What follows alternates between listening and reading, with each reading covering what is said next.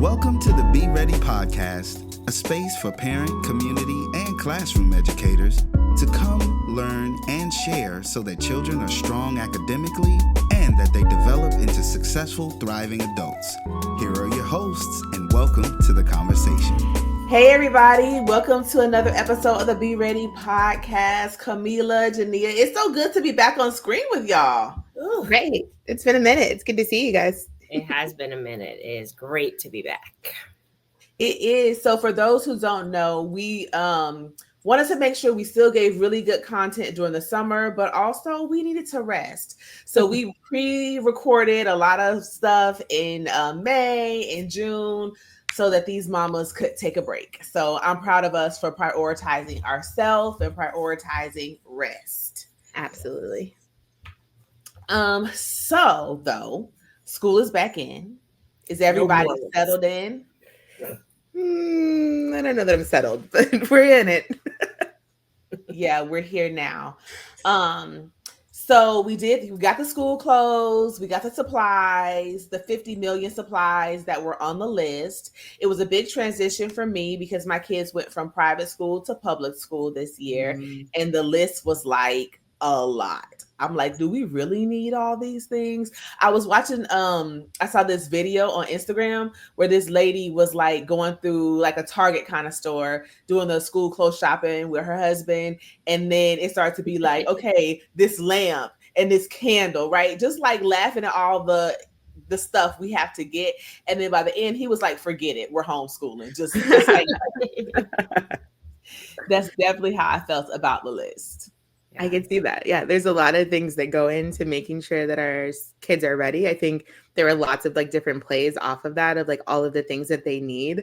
But I think they need a lot of those things. And I think the list is extensive, but there are some things that maybe aren't on the list too that we got to make sure we're paying attention to get for them. Yeah, I agree. And even though like being in on the administrator side, right, of public school, some of the things that are asked for seem really crazy. Like, why do you need boys to bring gallon-sized Ziploc bags and girls to bring sandwich bags? There are a lot of things that they don't have at the school, period. So you're not necessarily bringing the supplies for your child only. It might be for everybody and it gets shared sometimes across a whole classroom, sometimes across a whole grade level, because there's certain budgetary pieces where I have 20 kids and only 2 of my kids brought notebooks. So what do I do now? And things like the sandwich bags actually don't get wasted because like in the class they get things separated in centers and so it ends up getting used, even though it feels like okay, really, you're gonna have 8 billion gallon sized bags. It actually ends up getting used in the classroom for the kids, which is wild. Yeah, it was exactly the sandwich bags. But what really set me over the edge was the highlighters. Because it was like, you need 1 pack of blue highlighters and 1 pack of yellow highlighters. Okay, up until a few weeks ago, I didn't know that they don't sell packs of single color highlighters. So then we had to specialty order them. And I'm like, why can't we just get a regular pack of highlighters? Like that was a bit much for me. But anywho, what I really want to talk about though, now that we got all the things on the list, because I'm complaining about it, but I happily bought the stuff, is now that you're settled in, what did you need that you did not know you needed in order to start the school year? Well, Monday kicked off Hawaiian Day for my kids, and I was like, wait, what? First already? Of all, Spirit Week already. Monday was Hawaiian Day. So thank goodness Lucas had a shirt from when he was like 3 or 4 that he can low-key still fit. Doesn't button, but he wore a white t-shirt underneath it, so it was okay. Decades Day, and he asked to wear something from the 1900s, which is another phrasing that I'm not familiar with. But we were like scrambling, and he wants to participate. He's at a new school, so I'm like, oh man, I wish I would have known ahead of time that there was going to be an immediate Spirit Week. Immediate. Did he get to pull out that Michael Jackson You know costume he for his did. birthday? I know You know he he did. did. Because first he wanted to wear something that people wore from the 2000s. And I was like, well, what is that? I don't know. You don't have any Don't be rude baggy now. clothes. Oh, correct. He was like, I don't know. And then we came across MJ. So he was like, oh, and that can be from the 1900s. I can wear that. I can. Let me get out of here before I age anymore in this conversation. Right. The 1900s. Wow. Yes. Savage. I think for me, it was the bus transportation app.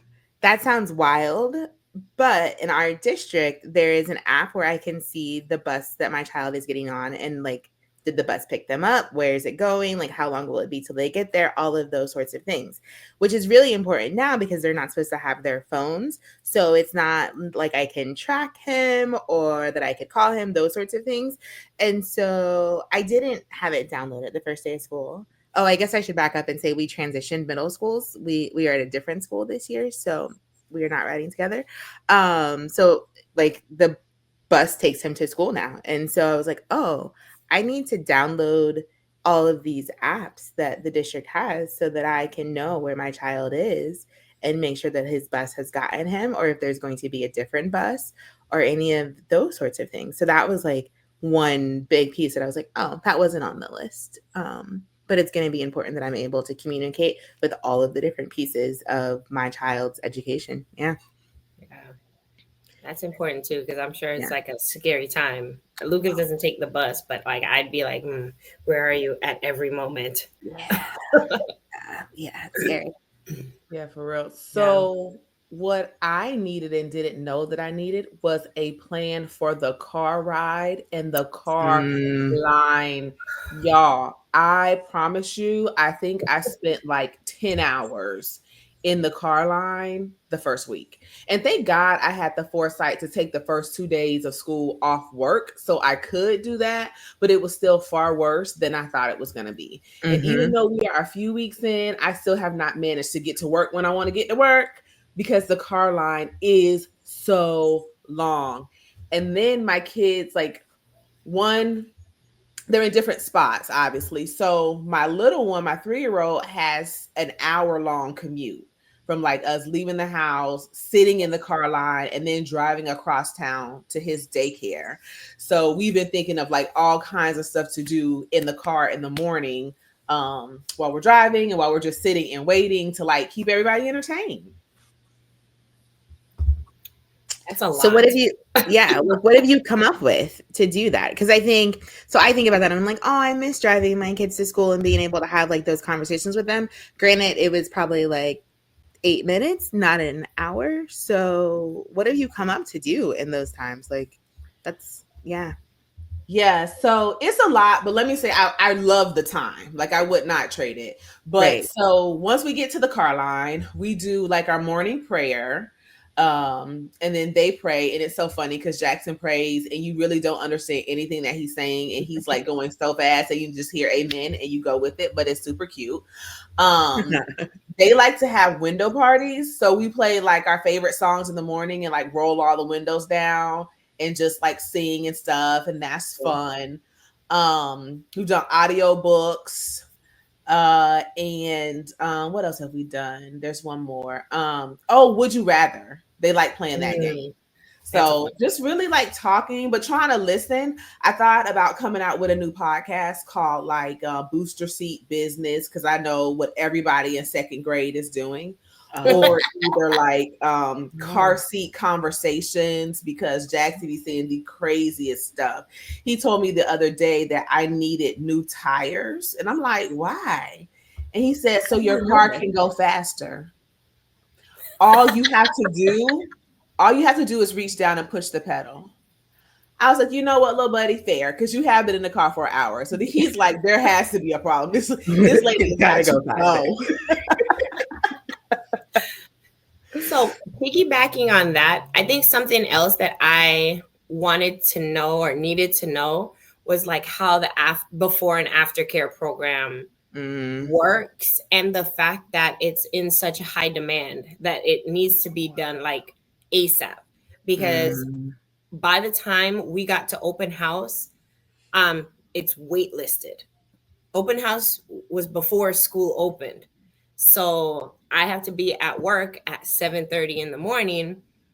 They don't let kids in until 8:15.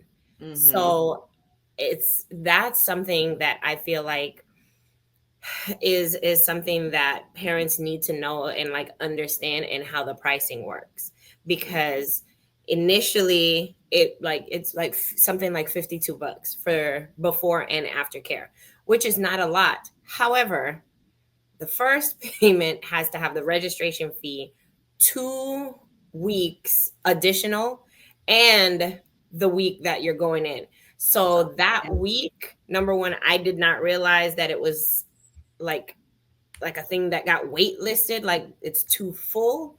I thought everybody you just sign up for aftercare, you just go. But then also that initial payment was gonna be almost $150, like, okay, or over $150. It was almost actually almost 175. So that's something that threw me off a little bit. And thank goodness, like I had been communicating, because of the nature of my job, with the school ahead of time, that they knew Lucas was coming. So they actually saved him a space. But every single person that I was in line with at the open house, their paperwork was going into a basket because it was full. And I was like, man, so what are all these parents going to do? Yeah. If they can't have before or after care, or both?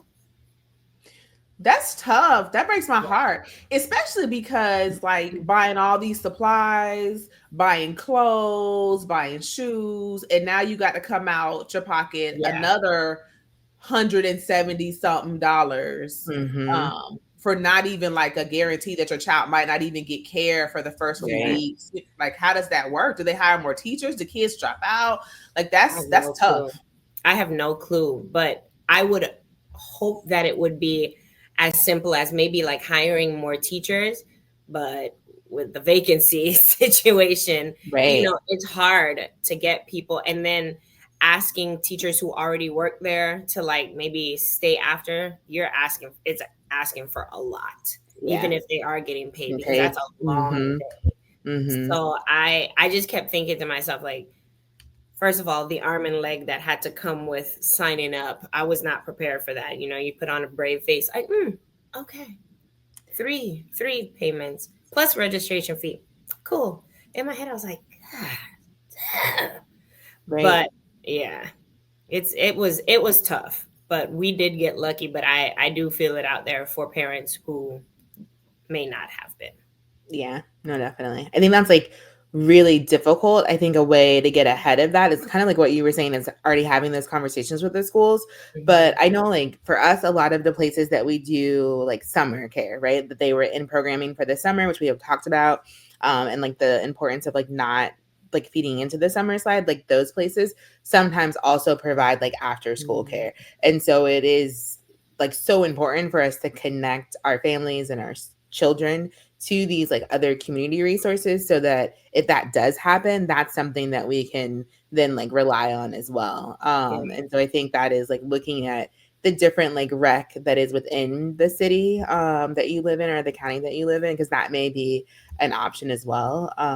At my school, our kids are going to what's like 3 different places, and then there's extracurricular activities and stuff too. But I think it is just, again, being mindful of all the options and like staying on top of it, so that you can make sure that it's covered, or that it's available to you, which I think is why we have these conversations, right? So that we can remind people to do those things.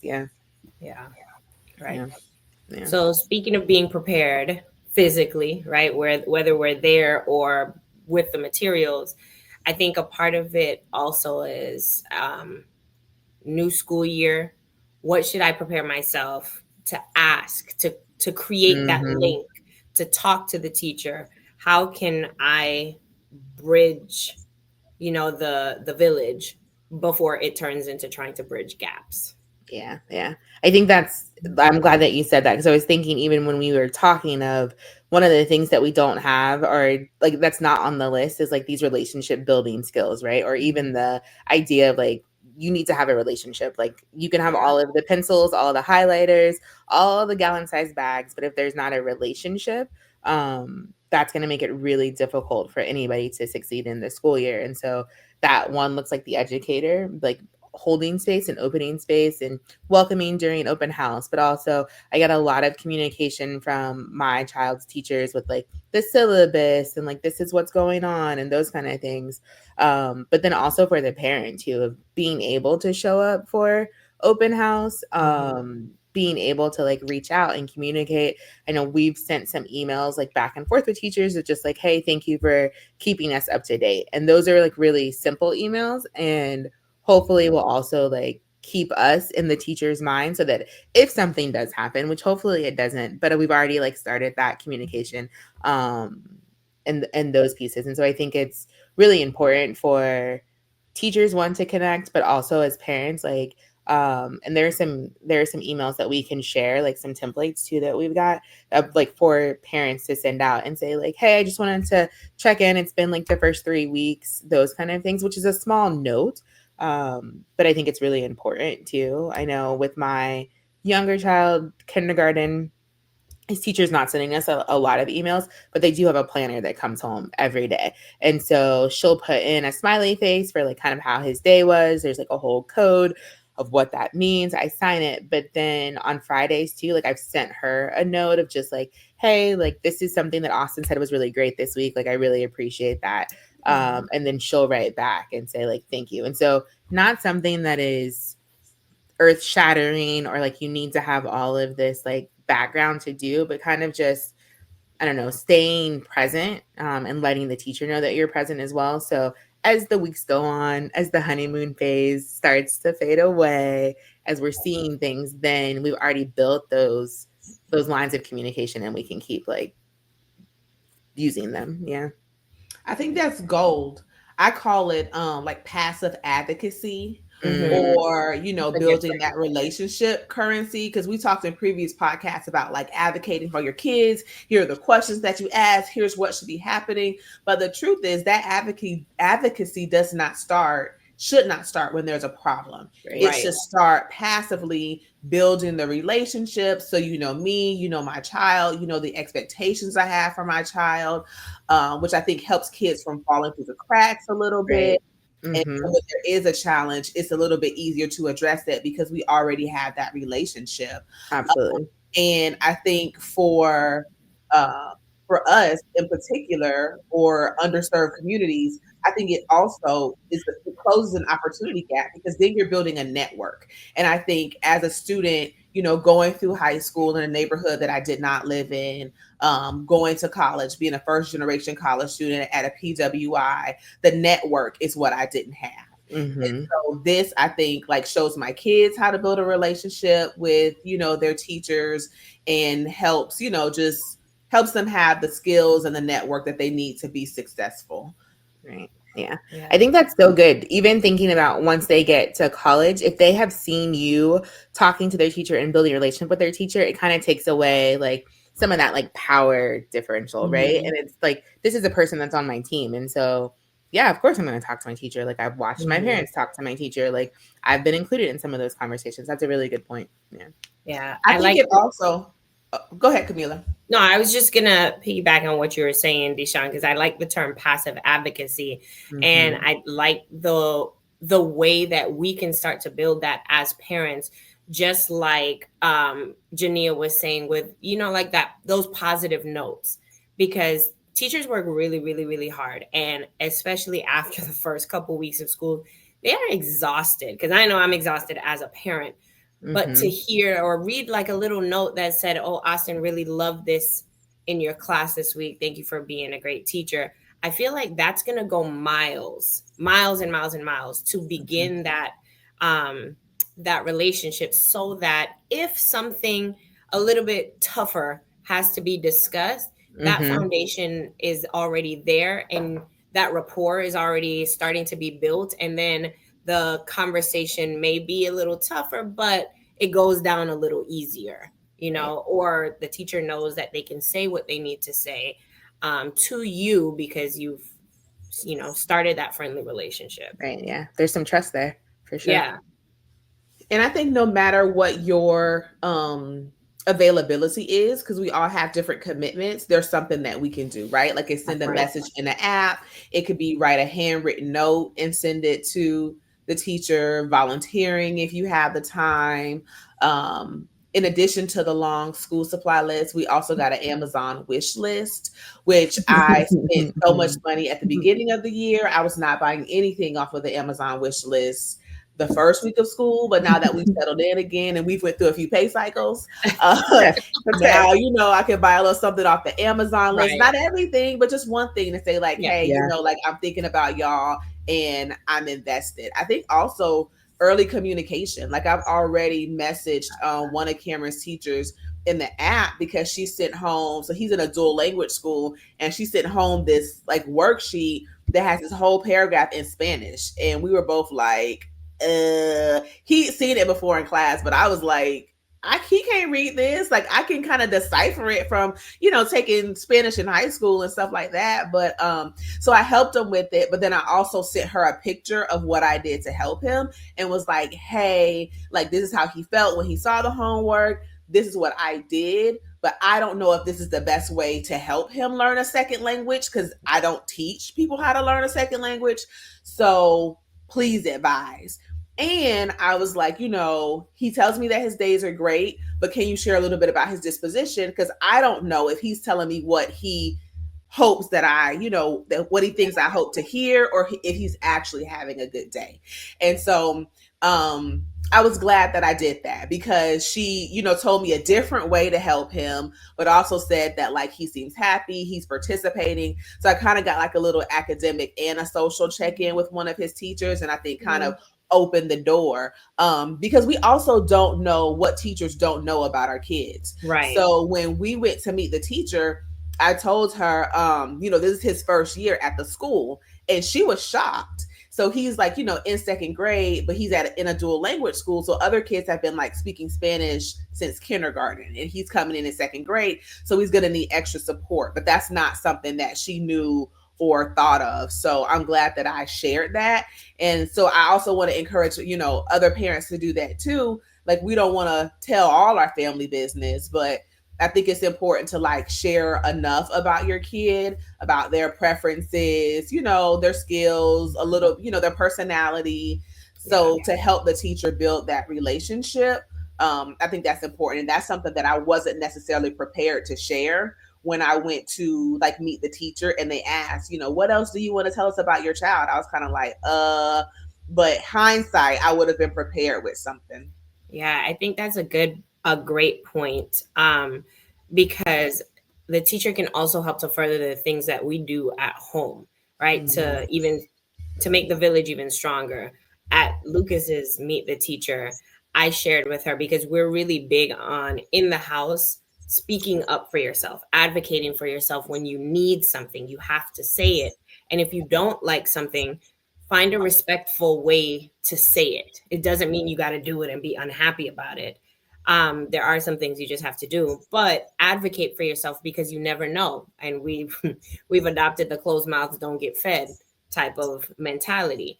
So Lucas tends to be very people pleasing to his demise. Sometimes he'll be really unhappy about it, and it comes out in his attitude as of late in a negative way. So one of the things I told him, when he gets frustrated, he will try to push through because he thinks that's what we want.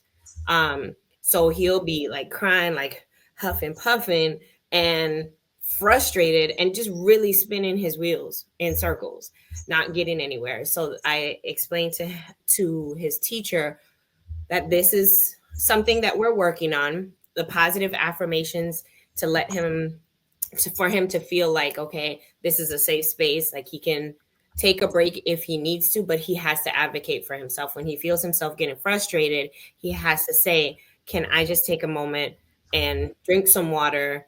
The expectation is you will have to get back to it. However, it's okay to take breaks. It's okay to recognize how you feel in the moment and work to regulate your emotions so that you can move forward in the best way possible. So I explained that to his teacher, and she was like, cool, you already started this at home, you guys do this at home? I said yes, every single day. She was like, great, I will do it also in the classroom, especially because this is his first time with elevated level math, and while he loves math, it is not his forte. So he's used to catching on to things very quickly. Now he is not. He is not. So I said, okay, well, this is where you need to recognize when you need help, when you need to take a break, be vocal, say what you need to say. And the teacher was, she was like, absolutely, let me know. Keep your water bottle next to your desk. And make sure you let me know. Like, is there like a signal or something to let me know that you're having a tough time? I can come help you, or you just need a break. So I'm glad that you mentioned that, because that's a new challenge for us. Yeah.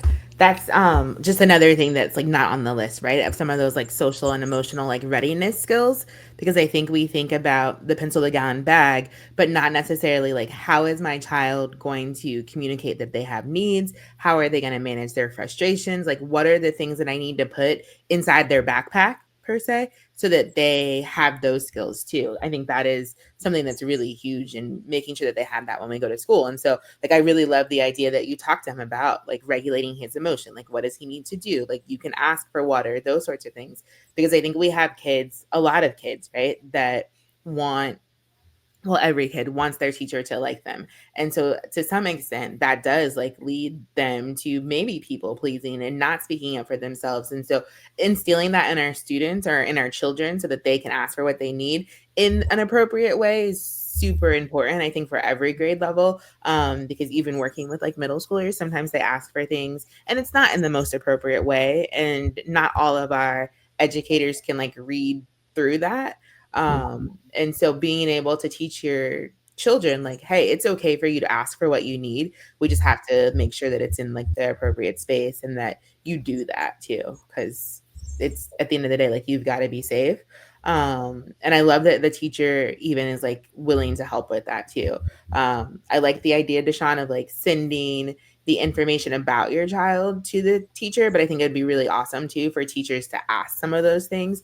And we used to like do this thing of like, what's something that you wish that I knew about you?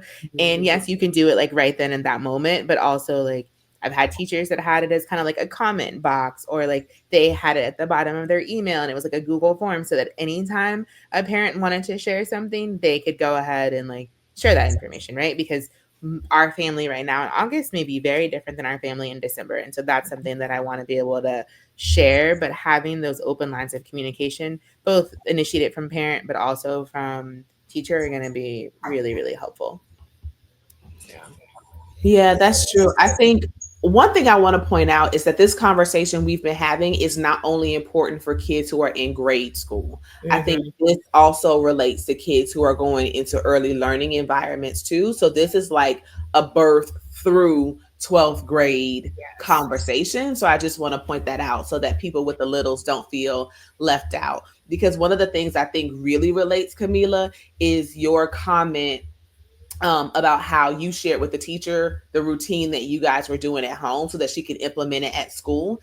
And I think that that continuity is really important, even in early learning spaces, is that we create the routines at home. We enhance the learning at home so that kids can see the connection between the two. And then both the teacher can share and we can share practices and things that are working. One of the things that I love about Jackson's new school is I'm more aware of what they're working on in class. So like I know they're working on the letter B this week. You know, they were tracing it. So then we were like pointing it out when we're driving, when we're reading books, we're talking about, you know, point out the animal that starts with the B sound. So just trying to like reinforce what is going on. And we as parents can't do that if teachers don't let us in and, you know, share what's happening.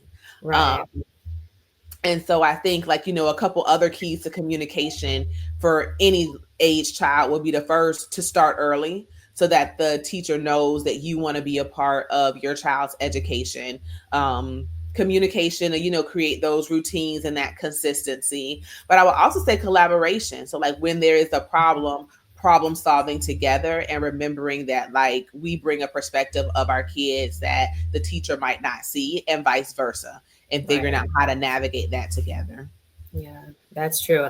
And you know what? I was really proud of Lucas because the other day, it was the beginning of this week, they were decomposing numbers. Aside from having to Google what the heck that even meant, he expressed that he was really frustrated. It was harder than he thought.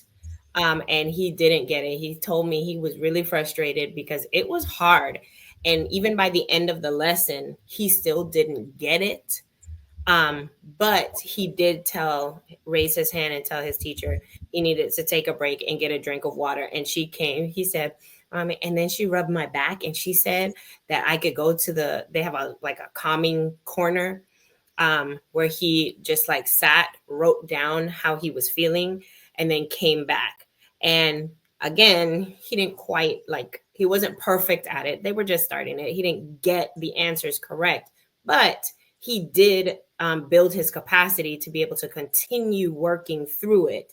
And I was like, tomorrow's another day. That's okay. You did what you were supposed to do. And you're not going to get everything the very first time it is introduced to you. It is very rare for that to happen all the time. So it's okay. It's great that you took a moment for yourself.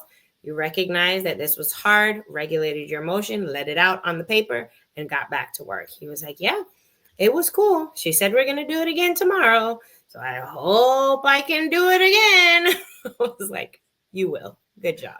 But I think also kudos to you, because sometimes like as parents, we want our kids to like get it and, do well in school. So then we add an extra layer of pressure instead of just building that resilience. Like, okay, well, you didn't get it today, but you'll get it tomorrow. It's okay.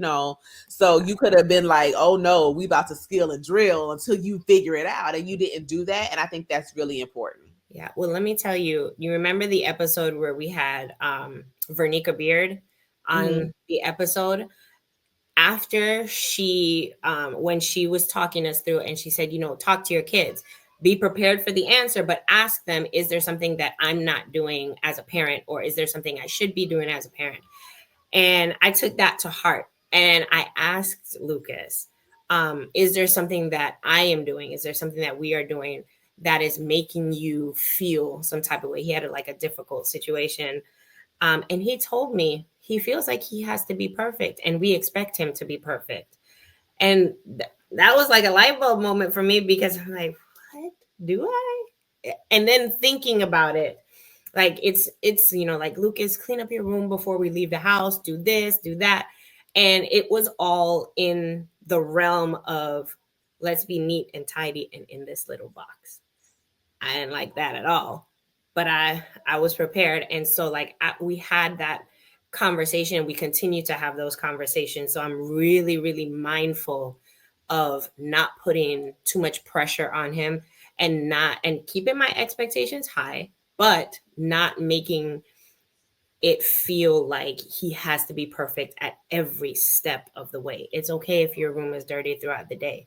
It's okay. You're a kid. We'll clean that up afterwards. Or if you don't want to clean it up throughout the day or whatever it is, let me help you. Let's organize it and then let's just do maintenance. Then you don't have to do all this.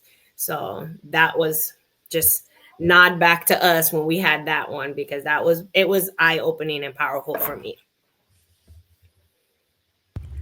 I'm inspired and impressed, and I don't know, my heart is happy, and there's a lot that it just came out of that, Camila. So I'm so grateful that you shared that, because that's hard, right? That's, you had to be vulnerable and ask him what, and then really reflect. And I think there is a part of us that wants our kids to be perfect and great. We're educators, so that I think that feeds into that as well, but also being really real about it. And trying not to harm them too, of just it's okay for you not to get it right every time. Cause that's realistic too, right? We don't get it right every time. And so allowing them to have that space, okay, you winning, mom. Go ahead, mom, go ahead. I'm trying. That's cool. Speaking of winning moms and all the things, Jania, your baby is the last of your pandemic babies going into kindergarten now. How is that? Like, how is Oh, Austin adjusting to everything now being in school? yeah. So I was a little worried about it. I mean, he's been in school, like preschool and daycare and those sorts of things. And I was like, oh, but you're like in real school now. Like, there's no naps. No, Like, they're like you're getting homework, like for real. Like, it's just gonna be different. But it's been really great. It's funny because he has the same kindergarten teacher that his older brother had, but obviously like several years apart. And they're like, he's so sweet. He's so nice. Like he's just so great. And I'm like, okay. Not that my oldest isn't nice, but it was a different vibe because we weren't with him. Like, and we say that even as parents of like their temperament and how they communicate that they love you or that they feel safe with you is very different. Like Austin is definitely a cuddler. Like he will snuggle up next to you, like wants to be close to you, like is sometimes like too close, and I have to like figure that out. And so it's funny because I feel like that's what's happening at school, and like he's just being so like sweet and cuddly and all the things at school. So I think it's okay. Like he's not turning up, which I was like, I don't know what's gonna happen. But he was teaching them line dances. And I think Okay. that's a pandemic baby thing, right? Like they came up in like TikTok, right? And we were doing all kinds of different TikTok dances. So he was definitely teaching his class line dances the other day. And I was like, oh, that's what you got. Okay, cool. Like in between all the math, like we're doing line dances, which is fine. But yeah, they're doing okay. So Yeah. yeah. He was just getting his boots on the ground for Yeah. learning. Yeah. Ooh, You're that's good. welcome. That is good. Yeah. So yeah, they're fun. It's funny time. That is hilarious. He Yeah. is so funny to me. He is a funny guy. He's got so much personality. So I'm glad that he's able to like take that to school. And I haven't heard anything really about the other kids in his class like not adjusting well. So I think that may be something that we see with our pandemic babies is that they were able to be home with their caregivers. And so some of them may be like struggling with not being there. But I think Yeah. if you've got the right teacher too that understands that, they can step in that caregiver role and try to help that transition. Yeah. The first 2 days of school, district administrators go out into the schools to just help them with anything that they may need. The first day of school was it went at the school that I went to, it went a lot smoother than I envisioned. But you could tell like the kids were like, okay. The second day of school, the amount of tears that like it set in like this is where you're gonna be. And I was in a kindergarten class, and it was a wild ride. The cafeteria was lit up with crying. Kids did not want to eat their breakfast. They wanted to go home. If they had older siblings, they wanted to be with their older siblings. It didn't click to me until one of the teachers mentioned it, like, now they know this is where they're going to be. Yeah. They're not going to be home. And it wasn't just like we were visiting school one day. Now this is where you're going to be for the whole week, for the whole month, for the whole year. Getting no play date. Correct. Not a play date. And then in the classrooms, it was a struggle I noticed for, aside from the regular I'm 5 first time in school, some cases, so attention span thing, which I get. Some of them just like throughout the day got really, I feel like depressed is a strong word, but they would just put their head down on the table and just be like, I want my mommy, I want to go home. Or if they're sitting on the rug listening to the story, they would start out really strong and then they'd just be laying down, and it seemed like they were like just drained. They were tired of being there. And I just wondered how, I mean, the kindergarten teacher I was with is a miracle worker, as I think all kindergarten and pre-K teachers are anyway. But she was just so nurturing. So I say that to say, Janine, you're right. I think it takes the right teacher to make the I've been with mom all the time. Now maybe I'm going to school mom type of thing, which then reinforces like what we've been talking about, this communication, the building of the village, you know, like reaching out and building that rapport with your child's teacher. Yeah, 100%. Yeah. And I think that helps like the parents too. So now I'm like thinking of the actual drop off on the day of. And I think a lot of our kindergartners, like they were fine or like seemed to be okay. But some of like the parents too were like, wait, like, can I stay a little bit longer? Like there was some like, not Deshaun.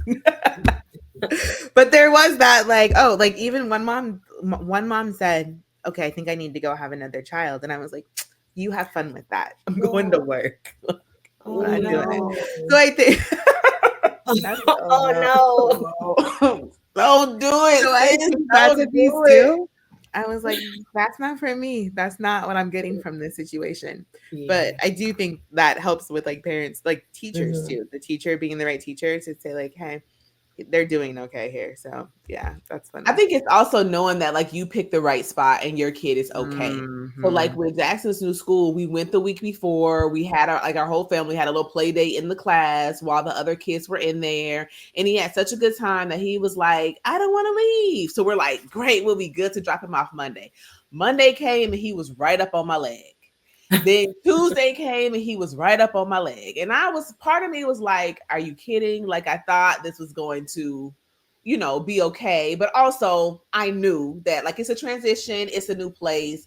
So like I wasn't impatient, but I felt really bad like leaving him one of the days he was like screaming while I walked down the hallway. But I also knew like I chose a safe place for him and he's going to be okay.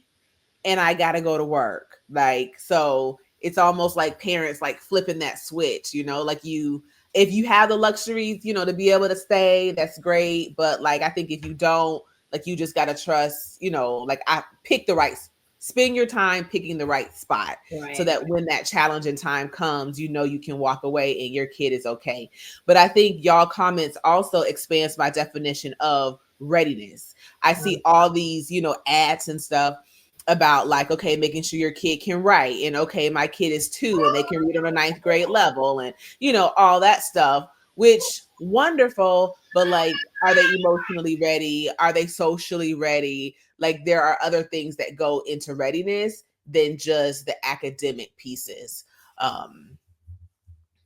So yeah, say that again. There's so many more pieces than just the academic piece. And I think that's good for teachers and community educators to know too.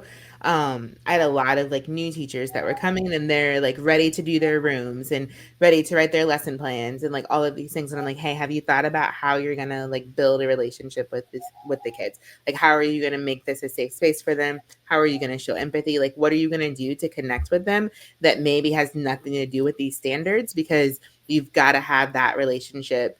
You've got to make sure that they feel safe before you're able to teach them anything. And so I think that's super important. Yeah. Yeah, I agree. Back to school time, a wild time. It's wild. It is. So last question. What are you still working on? What do you still need to do to get this school year off to the start that you want? For me, it is our morning routine and waking up a little bit earlier. So Camila, I asked Cam too, like what's one thing mommy does well and what's something mommy needs to work on? And then I swallowed real hard, not knowing what he was going to say. He said that I feed them really well. That's good. Okay, that's good. But he said something I could work on is not rushing. And I was like, oh, I didn't see that coming. It's 100% true. But I didn't know, like, I did not expect him to say that at all because he doesn't mention it. And it's so funny because when we do our literacy play dates, we talk about like sending your kids to school, the danger of sending your kids to school dysregulated, and how the things we do in the morning contributes to that. Like we're rushing them. We might put them in front of the TV. We might feed them something sugary. Then they go to school, they're dysregulated, they get in trouble. And now we're getting on them when we were to blame for that. Right. And so definitely that's something that I'm working on. It's like making sure that that routine is not jam-packed. So they don't go to school feeling rushed. What am I working on? I think this year, since Lucas's new school is like right next to Caleb and in Caleb's school, and Lyndon usually does the morning routine, Lucas and I had a morning setup for the past kindergarten, first, second grade, for the past 3 years, where we would like talk about our goals for the day and think about like I would leave him with some positive affirmations. Like I always say, you are great, you are phenomenal, be great, make good choices, let everyone see how amazing you are. And that was like part of our routine. But I think especially knowing that there are now some emotional ups and downs for Lucas, with some of the difficulties that's going to come in third grade. I think that I want to work on being more intentional in doing that, even though we don't have that drive time in the morning, which means that I have to wake up just like a little bit earlier so that I can make sure that I'm dressed and catch him before like we separate for the day. Because when I didn't do it, he did say, like, we didn't do our thing in the morning. And I was like, what thing? Oh, okay. So I think for me, I think that'll help smoothen his day. Just make it more intentional on my part to do that for him. So. So mine's going to be the whole routine. From waking up and what that looks like, because Austin's school now is a little bit later. And I think I told you guys last year that Dad really started doing the morning with Austin because Austin didn't want to get up. And I was like, I don't have the capacity to do this. Like, I don't want to be dysregulated either when I go to work. But now, so Dad leaves earlier than everybody else. And so Austin can go a little bit later and Adrian can go a little bit later and I can go a little bit later. And so what I did the first week was I had like picked out all of Austin's clothes for the week because that's what we had done last year and it worked really well. Well, I guess over the summer he turned into like a teenager. So he did not like any of the outfits that I had picked out for him. And so that was like a thing for us. And he was like, no, I want to pick my own clothes, which I'm totally fine with. And I'm not like, but that's what I had started doing. And so then that was like a little power struggle that we had. So we had to change the routine. And like the night before he gets to pick out his outfit, he's not good with doing it for the whole week. So yep. Even last night he picked out his own outfit and then he changed it this morning, which then made us late. So we have to figure out what this routine is going to look like for this 5-year-old that knows exactly what he wants to wear. So that piece. But yeah, so that part, like the morning routine of it, but then also the evening routine because we've got sports are starting and they are like all the days. I joined the board of our Pop Warner and there's a lot of responsibilities that come with that.